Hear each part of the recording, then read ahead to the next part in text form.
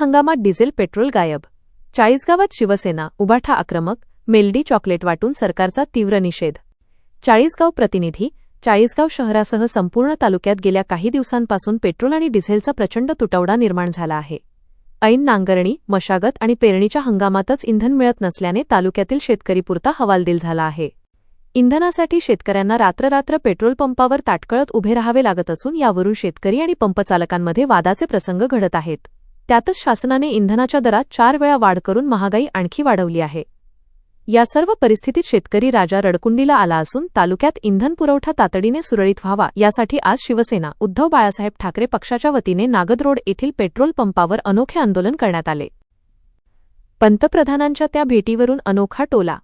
देशाचे पंतप्रधान परदेशात जाऊन इटलीच्या पंतप्रधानांना मेलडी चॉकलेट देऊन शुभेच्छा देतात, मात्र आपल्या देशात शेतकऱ्यांची अत्यंत दयनीय अवस्था झाली आहे, अशी टीका करत शिवसैनिकांनी यावेळी नागरिकांना आणि शेतकऱ्यांना मेलडी चॉकलेट वाटून सरकारचा प्रतिकात्मक निषेध केला. आंदोलनानंतर चाळीसगावचे तहसीलदार प्रशांत पाटील यांना तात्काळ उपाययोजना करण्यासाठी मागण्यांचे निवेदन देण्यात आले. आंदोलनातील प्रमुख उपस्थिती.